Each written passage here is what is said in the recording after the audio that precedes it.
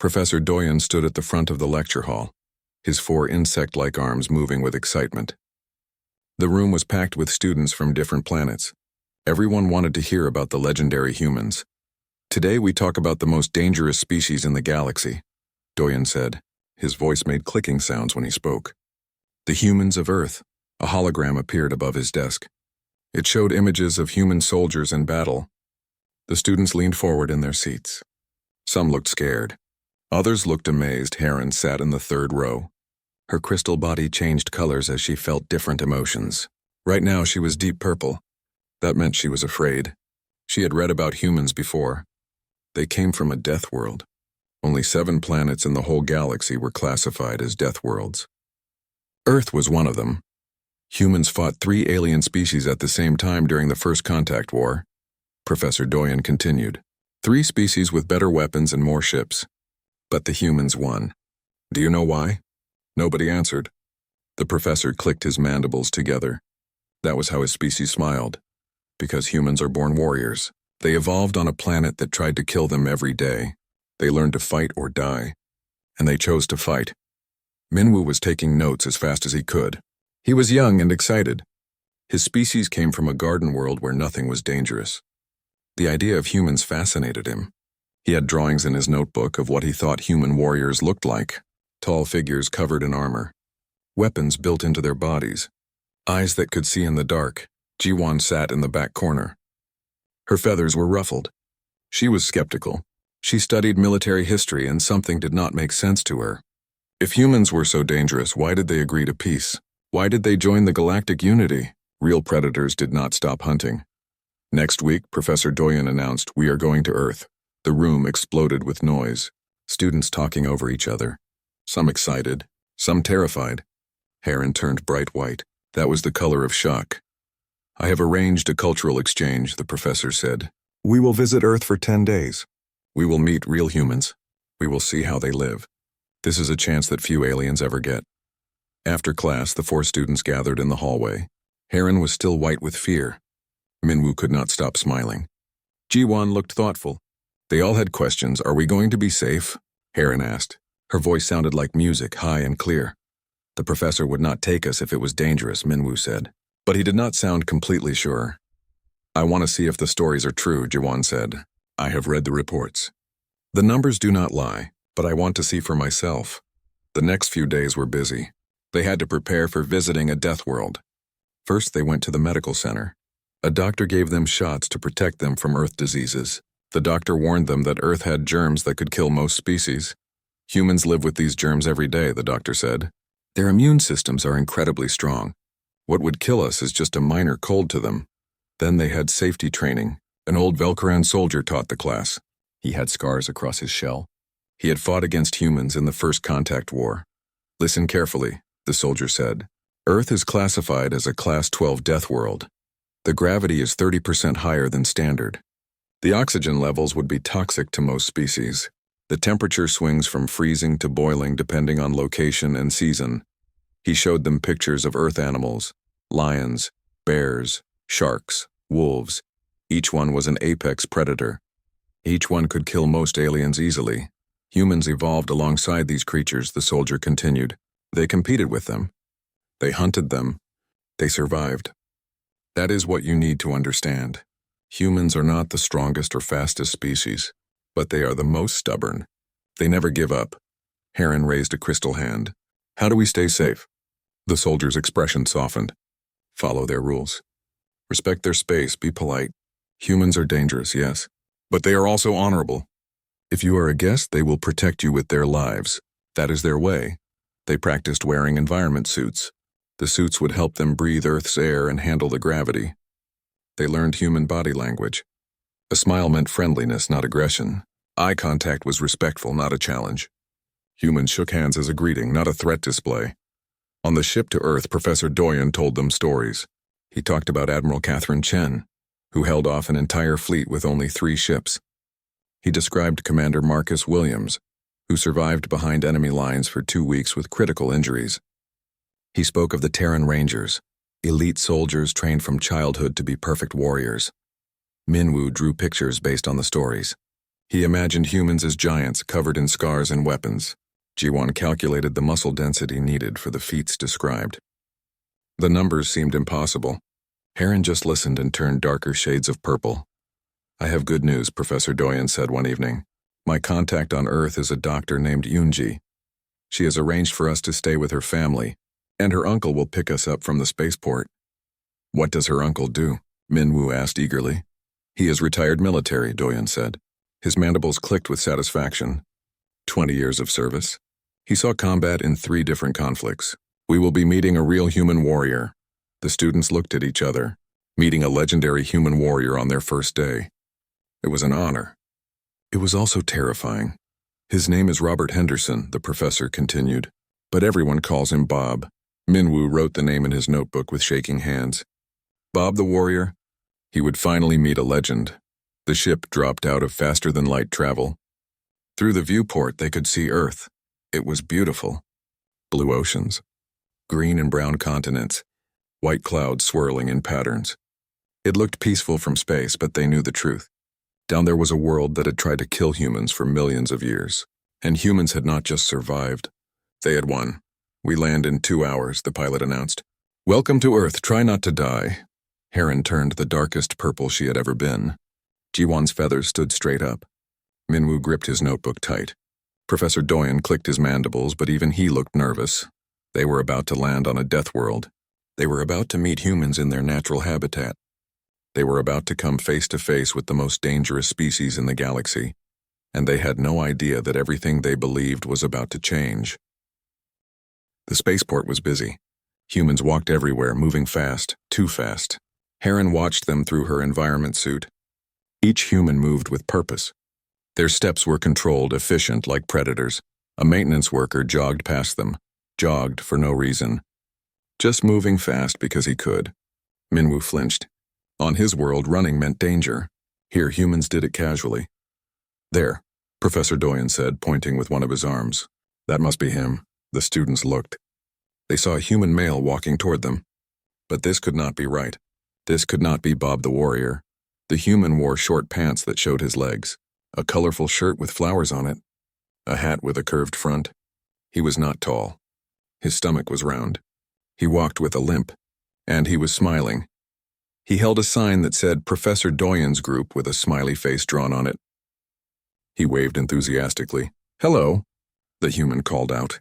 His voice was warm and friendly. "Welcome to Earth. I'm Bob." Behind him, a younger human woman approached. She wore professional clothes and had kind eyes. "Hi everyone, I'm Dr. Yoonji Henderson. This is my Uncle Bob." Professor Doyen's mandibles clicked in confusion. This was the retired warrior? This friendly, limping human in flower shorts? "Let me help with your bags," Bob said. He reached for their luggage before anyone could respond. The bags were heavy. It had taken 2 Velcaron workers to load them. Bob picked up 3 bags at once. He did not strain, did not struggle, just lifted them like they were nothing. Jiwon's feathers ruffled. She had seen that. The casual display of strength, the efficiency of movement. Maybe there was more to this human than appearances suggested. "My truck is this way," Bob said cheerfully. "It is not far. How was your flight?" "I have never been on a spaceship. Always wanted to, though." They followed him through the parking area. Vehicles were everywhere. Humans drove them at high speeds. Bob led them to a large truck. Red paint, chrome details. He loaded their bags into the back easily. "Hop in," Bob said. "It will be a bit cramped, but it is not a long drive." The students climbed into the back seat. Their equipment barely fit. Dr. Yoonji sat in the front passenger seat. Bob got behind the wheel. "First time on Earth for all of you?" Bob asked as he started the engine. The vehicle rumbled to life. "You picked a good time. Weather is beautiful. Not too hot, not too cold." He drove out of the parking area and onto a road. Other vehicles surrounded them. Hundreds of humans piloting machines at deadly speeds. Bob merged into traffic smoothly. He talked the whole time. "That is where I get my coffee every morning. Best donuts in town. Oh, and that hardware store. I worked there for 15 years after I retired." Good people. A car suddenly cut in front of them. Bob reacted instantly. His hands moved on the wheel. The truck adjusted, smooth, controlled, crisis avoided. Bob did not even stop talking. Some people cannot drive to save their lives, he chuckled. Heron had watched it happen. The threat assessment. The reaction time. zero point 0.3 seconds from danger to solution. Her colors flickered orange for just a moment. She had seen combat reflexes. Still there. Still active. Even in this friendly, injured flower shirt human. Professor Doyen, Yunji said from the front seat. Uncle Bob wanted me to ask you about your research. He finds it fascinating. Oh yes, Doyen said. He was still confused, but he was polite. I study human military history. It is quite remarkable. Your species has accomplished incredible things in combat. Bob laughed. It was a genuine warm sound. Well, I would not know about that. I just did my 20 years and got out. Nothing special. These days I mostly work on projects in my garage. I'm making a birdhouse right now. A birdhouse? Minwoo asked. Yeah, it is a little house for birds, Bob explained. You put it in your yard and birds nest in it. It is relaxing to make things with your hands, Minwoo wrote in his notebook. The legendary warrior makes houses for small animals. This did not match any of his drawings. None of his imagination had prepared him for this. They drove through neighborhoods. Houses lined the streets, grass lawns, trees, children playing. It looked peaceful, safe, nothing like a death world. Bob pulled into a driveway. The house was medium-sized, well-maintained. Garden gnomes decorated the front yard.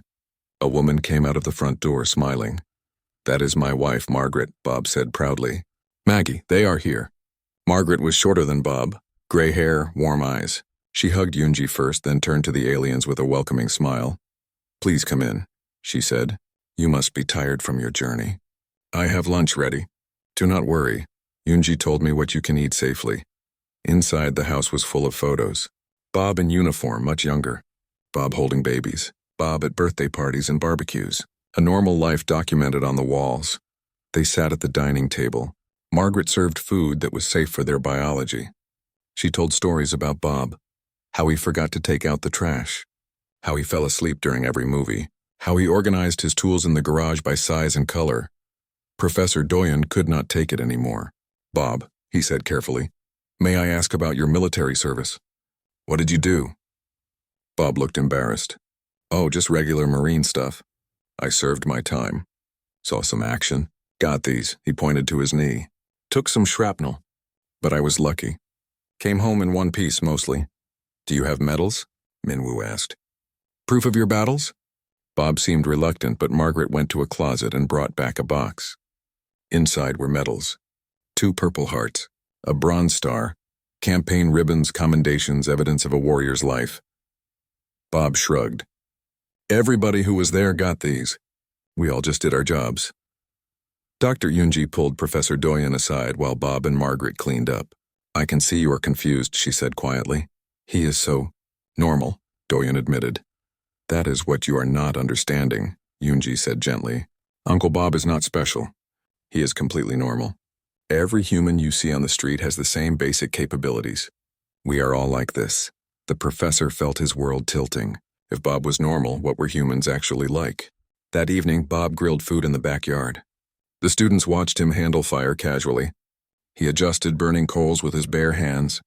Quick touches. Temperature controlled by experience. He was using fire to cook. Fire. One of the most dangerous forces in nature. He used it like a tool. A large animal jumped over the fence. 4 legs, fur, teeth, it bounded toward them. Heron turned pure white with terror. Bob laughed. Hey there, buddy. Who is a good boy? He petted the animal. The creature licked his face. Bob wrestled with it playfully. The animal submitted, rolling over for belly rubs. That is the neighbor's dog, Bob explained. Golden retriever. Friendly as can be. You want to pet him? None of the aliens moved. They had just watched a human casually wrestle a 70-pound carnivore. For fun. The carnivore had submitted willingly. Bob noticed their fear. His expression changed to concern. Oh, I am sorry. Is the dog scaring you? Here, boy, go home. He guided the animal back over the fence. I did not mean to frighten you, Bob said sincerely. Sometimes I forget that Earth animals can seem dangerous to visitors. That night, Jiwan could not sleep. She reviewed her recordings on her device. She watched Bob's movements slowed down. Every action was optimized. His injured leg compensated automatically. His hands knew exactly how much force to use. His eyes tracked movement constantly. Everything Bob did showed training, instinct, combat awareness. He just did not think about it. It was normal to him, which meant every human was like this. Jiwan finally understood what they were seeing. Bob was not a disappointment. He was a revelation. If this friendly, kind, injured, retired plumber was normal, then humans were far more dangerous than any legend suggested, because legends were about exceptional individuals. But there was nothing exceptional about Bob. He was average, which meant the average human was terrifying. Bob took them to a grocery store on the second day. "Need to pick up some supplies," he said cheerfully. And you can see how normal humans shop. The store was huge. Rows and rows of food. Hundreds of humans moved through the aisles, each one navigating efficiently, making quick decisions, maintaining perfect spatial awareness to avoid collisions. A mother pushed a cart with 3 small children. She scanned products, checked prices, kept track of her children, and moved through the crowded store without slowing down. Minwoo watched in amazement. On his world, such multitasking would require a team. The children themselves were incredible. They ran between aisles, climbed on the cart, asked endless questions. Their energy seemed limitless. One child, maybe 5 years old, had more stamina than an adult Korthan. An elderly human man loaded bags of food into his vehicle in the parking lot. Each bag must have weighed 20 pounds. He loaded 6 of them without help, without strain. He was at least 80 years old. On most worlds, someone that age would need assistance for everything. "That is Harold," Bob said, waving at the old man. "Used to work construction. Tough as nails. Still does his own yard work." Heron examined the products on the shelves. She recognized some of the chemicals. Capsaicin. Humans called it hot sauce and put it on food for flavor. Her species used capsaicin as a defensive weapon. Humans ate it for fun. She saw pills labeled extra strength pain reliever. The dosage would require medical supervision for most species. Humans bought it over the counter and dosed themselves. The next day, Dr. Yoonji took them to her hospital. She worked in the emergency room. "I cleared it with administration," she explained. "You can observe, but you have to stay out of the way." The emergency room was controlled chaos. Doctors and nurses moved quickly between patients. Everyone had a job. Everyone knew what to do. The efficiency was military-level precise. A teenager came in with a broken arm. He had fallen during a sports game. The bone was fractured. For a Threxian, such an injury would be life-threatening. The human teenager was annoyed about missing the rest of the season. That was his main concern. Not the pain, not the injury. Just the inconvenience. A construction worker needed stitches. 20 stitches for a deep cut. He was already asking when he could return to work. The doctor said 2 days, 2 days. He would be back to physical labor in 48 hours. "Humans are very resilient," Yoonji explained during a break. "We can lose 30% of our blood and survive. We can function with broken bones. Our immune systems fight off infections that would kill most species. We are built to take damage and keep going." She showed them the burn unit. A man was recovering from a house fire. 3rd-degree burns covered 40% of his body. He was expected to make a full recovery. To return to normal life, Heron's colors flickered silver. Disbelief. On her world, he would be dead. An ambulance arrived. 2 paramedics jumped out. They moved with practiced efficiency, assessing the patient, treating injuries, stabilizing vital signs. They worked together like one organism. "Are they military?" Jiwan asked. "No," Yoonji said. "They are volunteers. They have other jobs. But when the call comes, they respond. We have thousands of people like that. Regular citizens who run toward danger to help others." The next day, they visited a high school. A human named Taejin taught history there. He also served in the National Guard. He wore his uniform because he was going to training after school. "Welcome," Taejin said. "You can observe my class if you like. Just please be quiet." Teenagers are easily distracted. 30 teenage humans in one room. The energy was overwhelming. Quick movements, rapid conversations, constant physical playfulness that looked like fighting but was not. 2 students wrestled in the hallway before class. Not fighting, playing, testing their strength against each other for fun. Taejin taught a lesson about World War II. The numbers were staggering. Millions of humans died. Millions more kept fighting. Cities were destroyed and rebuilt. The entire species mobilized for war. And they won. Then they recovered. Then they went back to normal life. How did your species recover from such trauma? Jiwon asked during lunch. Taejin looked puzzled. We just did. What else could we do? You cannot give up. You have to keep going. The cafeteria was chaos. Hundreds of young humans eating, socializing, establishing social structures. It looked random, but Minwoo noticed the patterns. Hierarchies forming. Alliances being made. Leadership emerging naturally. These untrained children were displaying organizational skills that would take years to teach on his world. A fire alarm went off. A drill, Taejin explained. The students evacuated in orderly lines. No panic, no confusion. They assembled outside by class. Teachers counted heads. Everyone was accounted for. In an emergency, these young humans had organized themselves perfectly through simple practice. We practice this every month, Taejin said. Fire drills, earthquake drills, lockdown drills. We prepare the children for emergencies, just in case. Professor Doyen recognized what he was seeing. Military discipline achieved through cultural training. Every human child learned these skills, not because they were soldiers, but because it was normal. Bob took them to a park that evening. Fresh air is good for you, he said. And the weather is nice. Humans were everywhere, jogging, playing sports. Walking dogs, exercising, all for recreation. They pushed their bodies for fun.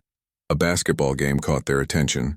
5 humans per team, running, jumping, physical contact, high-speed coordination. They were not professional athletes.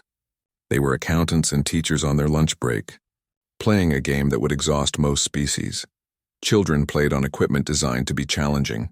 Climbing structures, swings, slides, heights that would be dangerous for most species young. Human children used them casually. Falls were common. Children would get up, dust themselves off, and continue playing. An elderly woman tended a community garden. Bob introduced her as Sun-hee. She was 67 years old, weathered skin, strong hands. She worked in the soil with obvious joy. Sun-hee survived a major earthquake 30 years ago, Bob said, trapped under rubble for 2 days. Led the rescue efforts afterward even with a crushed foot. Spent weeks helping rebuild the neighborhood. Sun-hee laughed. That was a long time ago. We all did what we had to do. Could not just sit around and complain. Had to rebuild. She talked about it like discussing the weather. Matter of fact, not heroic, just normal. What any person would do. Minwoo sat on a bench and wrote in his notebook.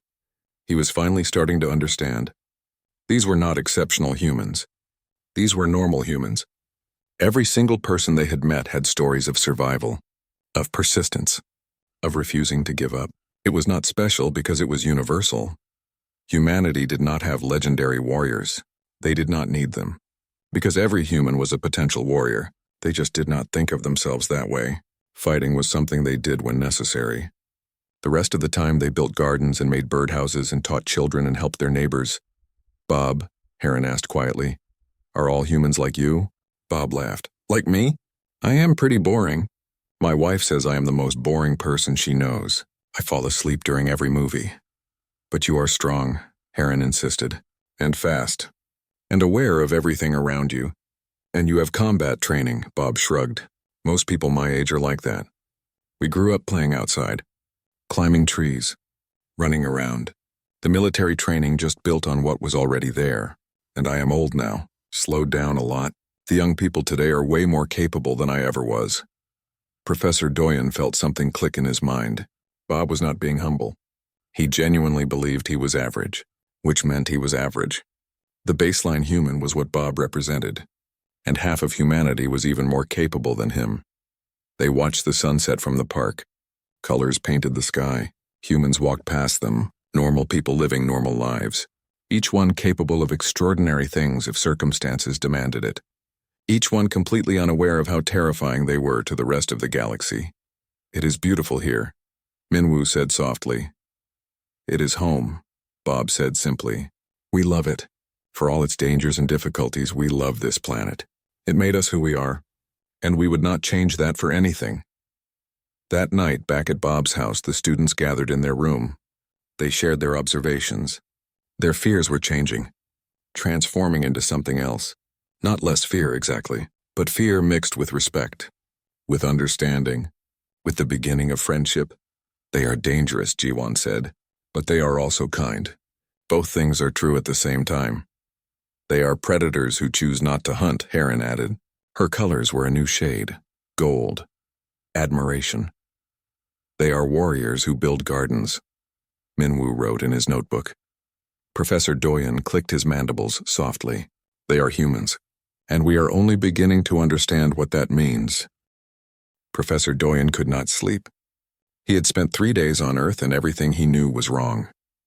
At midnight, he accessed the ship's database. He needed to understand. He needed to know how humans became what they are. He found Earth's evolutionary history. What he read made his mandibles tremble. Earth was not just dangerous now. Earth had been a nightmare world for millions of years.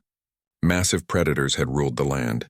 Dire wolves, saber-toothed cats, cave bears twice the size of modern bears, short-faced bears that stood 12 feet tall, terror birds, giant ground sloths, mammoths, each one capable of killing humans easily, and humans had not just survived. They had outlasted all of them. Every single mega-predator was extinct. Humans remained. The professor called an emergency meeting with his students. At breakfast, he showed them what he had found. Look at this, he said, displaying a hologram of a cave bear. This creature was an apex predator. Humans hunted it, with primitive weapons, stone spears, wooden clubs. How? Minwoo whispered. Persistence, Doyon said. Humans are persistence hunters. They cannot run fast like many predators, but they can run forever. They would chase prey for days, literally days, until the animal collapsed from exhaustion. Then they would kill it. Their ability to sweat is unique among large land animals. It allows them to regulate temperature while running. Their efficient bipedal movement conserves energy. Their advanced brains let them track prey across vast distances. They develop throwing weapons, giving them ranged attacks. They learn to cooperate in groups, making them more dangerous than any individual predator. Heron's colors shifted to blue, sadness. Their world tried to kill them. For millions of years. Yes, Doyen said quietly, and they fought back. Every generation, the ones who gave up died. The ones who kept going survived. Over and over. For millions of years. Humans are the descendants of the most stubborn survivors in a world full of things trying to kill them. Bob knocked on the door. Morning. I thought we could visit the Natural History Museum today. You can learn about Earth's past. The museum was enormous. Fossils and displays filled huge rooms. Bob walked them through the prehistoric section. He explained things cheerfully, not realizing the horror he was describing. This is a saber-toothed cat, Bob said, pointing at a skeleton. My ancestors would have encountered these. Can you imagine? Teeth that long. They could bite through bone. He said it like it was interesting trivia, not like it was evidence of the nightmare world that created his species.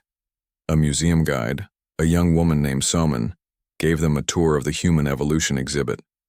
She explained how humans lost most of their body hair, how they developed sweat glands, how their feet changed for long-distance running, how their brains grew larger. Each adaptation was a response to survival pressure, Soman explained. Humans did not evolve in safety. Every change made them better at surviving, better at hunting, better at not being hunted. Jiwon studied a map showing human migration, out of Africa, across continents, into every climate zone on the planet, deserts, frozen tundras, dense jungles, high mountains. Humans had not found one safe place and stayed there. They had conquered every environment Earth offered. They did not adapt to their world, Jiwon said softly. They adapted their world to them. After the museum, Bob suggested a hike. There's a nice trail nearby, easy walk. Great views. The trail was marked as easy for humans. It was brutal for the aliens. The terrain was uneven. The temperature fluctuated. The humidity made breathing difficult even with their environment suits. Bob and Yoonji walked casually, barely breathing hard. Halfway up, they met a family. 2 parents and 3 children aged 5, 8, and 12. The children bounded up the trail with endless energy. The 5-year-old girl stopped to look at the aliens. Are you aliens? She asked, touching Heron's suit with sticky fingers. Cool, where are you from? She was fearless, curious. A child from a species of apex predators treating visitors from space like an interesting novelty. Her parents apologized but did not seem concerned about her touching alien technology worth more than their house. At the summit, Bob pointed out wildlife. Hawks up there. Deer down in that valley. We used to have bears and mountain lions around here, but they learned to avoid areas with lots of people. They learned to avoid humans? Minwoo asked. You did not relocate them? No, they are still here, Bob said. They just know better than to mess with humans. Animals are smart. They learn who the real threat is. On the way down, it started to rain. Bob and Yoonji pulled out light jackets and continued. The temperature dropped. The trail became slippery. The aliens struggled. Bob offered to carry Heron's equipment. She was light to him. He carried 40 pounds of her gear plus his own pack and did not slow down. Professor Doyen watched Bob help Heron down a steep section. The humans' movements were automatic. Weight distribution, grip strength, balance adjustment. Bob was decades past his physical prime. He had a permanent injury. He was supposedly average, and he was still more capable in Earth's environment than any of them. That evening, Bob invited neighbors for a barbecue. 20 humans attended. Each one had stories. A software engineer who ran marathons for fun. Just started last year. It is relaxing. A librarian who climbed mountains. I like the challenge. Plus the views are beautiful. A retired veteran who now volunteered at an animal shelter. The dogs need someone who understands them. I was always good with animals. Taejin arrived in his National Guard uniform. He had just finished a training weekend. Do you do this often? Shuan asked. Once a month, Taejin said. I teach full-time during the week, but I maintain my military readiness. Lots of people do it. It is normal. That word again. Maintaining combat skills as a hobby while working a civilian job.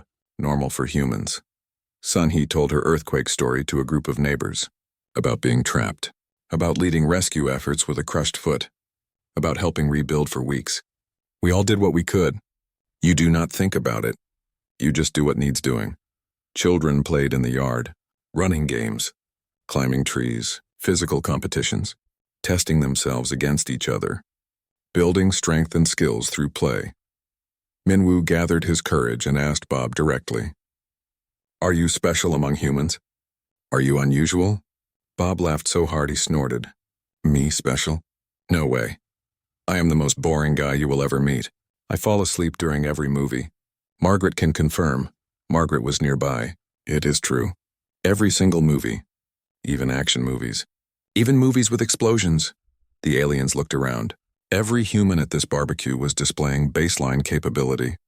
Every single one had stories of survival, persistence, achievement. And they all thought they were normal. After the guests left, Dr. Yoonji sat with the aliens around Bob's fire pit. She had decided to be honest. You came here expecting warriors, she said quietly. You are disappointed because Uncle Bob is just a regular guy. But that is exactly the point. We are all regular, and that should terrify you.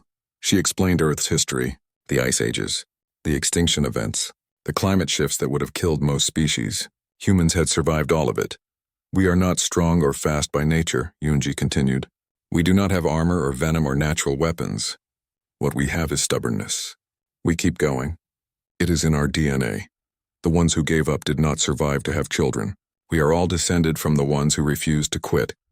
Every human child learns to fall down and get back up. We teach it deliberately. Persistence is not just valued in our culture. It is the foundation of our culture. Professor Doyen asked the question that had been haunting him. The First Contact War. When humanity fought 3 species with better technology. How did you win? Yoonji's expression became hard. We could not afford to lose. So we did not. Simple as that. Every human who could fight did fight. We turned factories into weapons plants overnight. We built ships as fast as we could. We lost millions. And we won. Because giving up meant extinction, and humans do not give up. You wanted to meet legendary warriors, she said softly. You did. Everyone at that barbecue is one. They just do not need to fight right now. So they teach and program computers and tend gardens. But if Earth was threatened again, every single one would fight. Because that is what humans do. Heron spoke quietly. Her colors were deep blue. We came here afraid of meeting warriors. Now I'm afraid of something else. Everyone looked at her. You are all so kind. Bob and Margaret, Dr. Yoonji, Taejin, Sunhee, all the neighbors. You have welcomed us, shown us patience, treated us as friends. But I have seen what you are capable of. You are predators pretending to be harmless, and you do it so well that you believe it yourselves. That is more frightening than any warrior could ever be. The fire crackled. Bob poked at it with a stick, sending sparks into the night sky. We are not pretending, Bob said gently. We really are harmless. Unless you give us a reason not to be. That is the key. We choose kindness. Every day, it is a choice, and we hope others make the same choice. The last morning came too quickly. 10 days had passed. 10 days that changed everything the aliens thought they knew about humans. Bob and Margaret prepared a farewell breakfast. Pancakes, bacon, fresh fruit. They had learned what the aliens could eat safely. Margaret had researched recipes. She wanted their last meal on Earth to be special. I made you something, Bob said, looking embarrassed. He handed each alien a small wooden carving. For Professor Doyen, a detailed model of the Mars colony. For Heron, a crystal-inspired sculpture.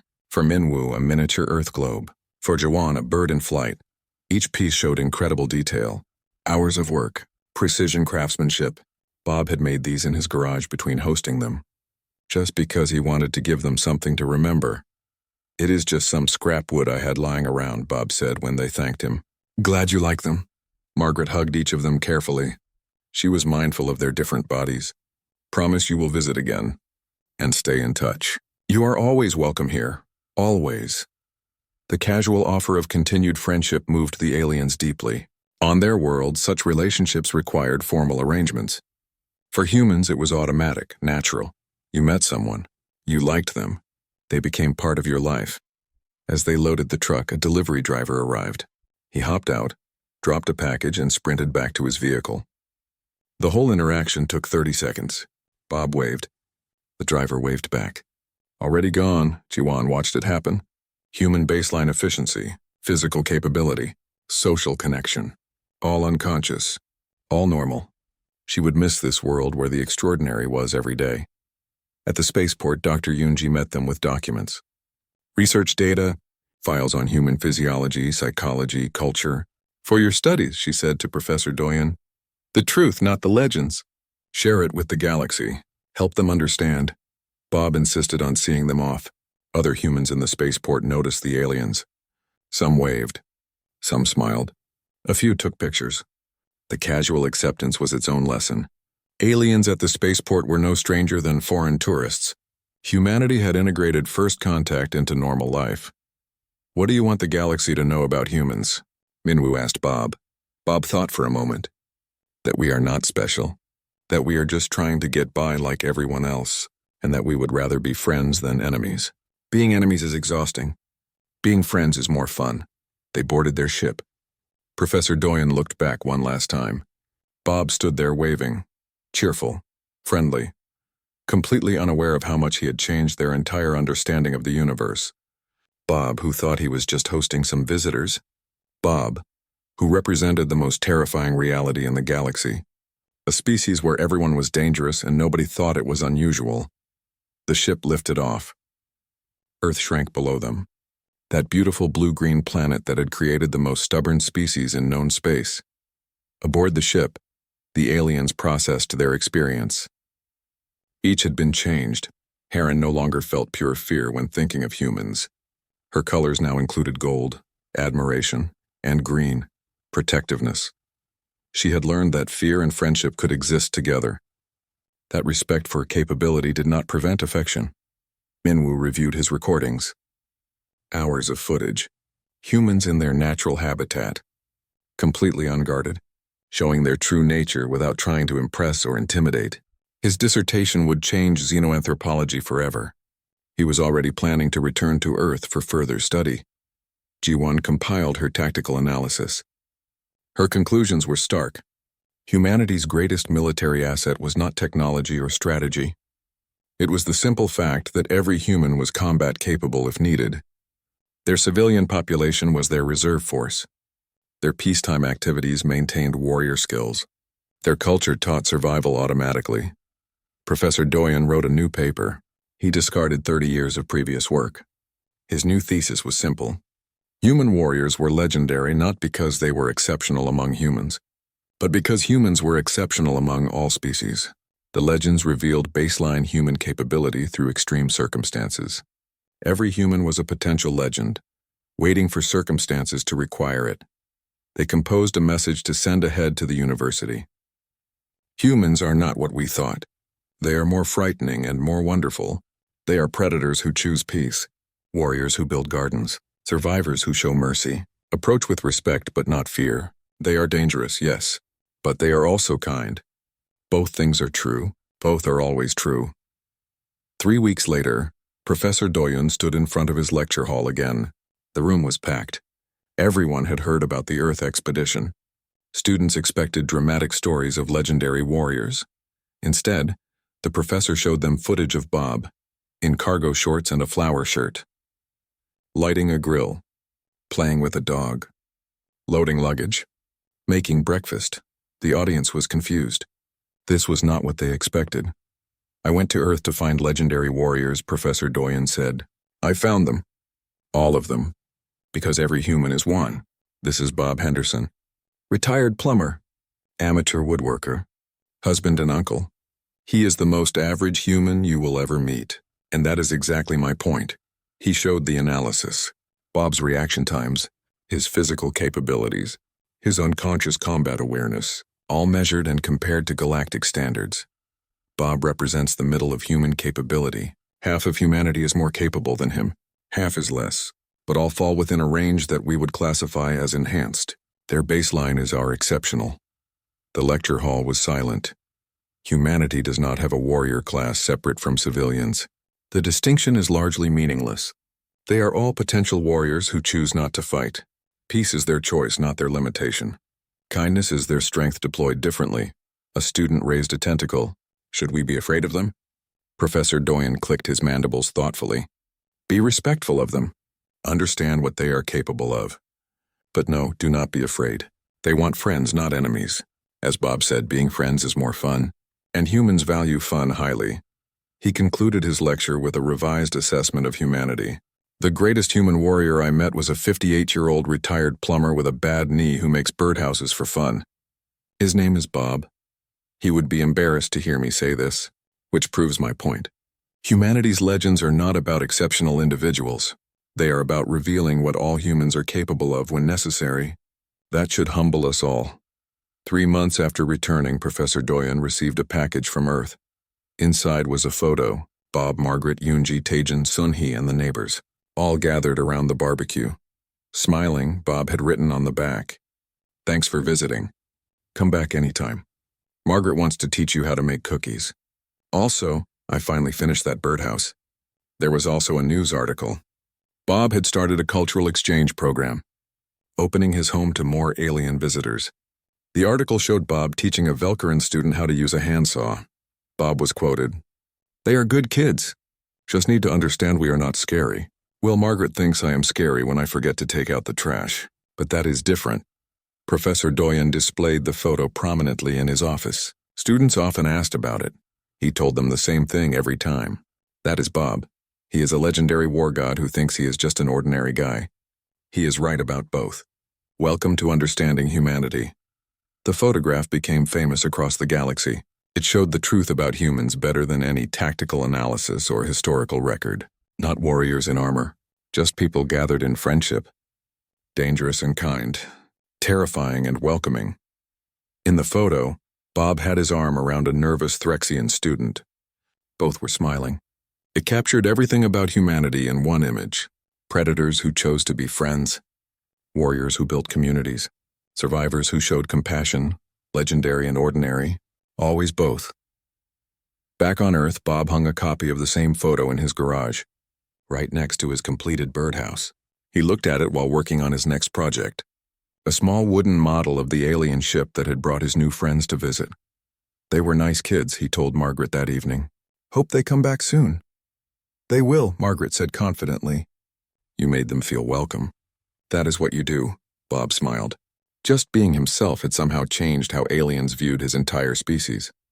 He did not fully understand it. But then again, he did not need to. He had just been friendly, helpful, kind. That was what humans did. In the vastness of space, on 1,000 different worlds, aliens learned the truth about Earth, not from military records or combat footage, but from a simple photograph of a barbecue in a suburban backyard, where a retired plumber named Bob proved that humanity's greatest strength was not their capacity for violence, it was their choice to be kind despite it, Professor. Doyen had gone to Earth looking for legendary warriors. He had found something better. He had found humans, and in the process he had found friends. That was the real lesson Earth taught. The most dangerous species in the galaxy was also the most welcoming. The most stubborn survivors were also the most generous hosts. The apex predators were also the kindest neighbors. Humans were all of these things at once, legendary and ordinary, terrifying and comforting, warriors and gardeners, predators and friends just like Uncle Bob.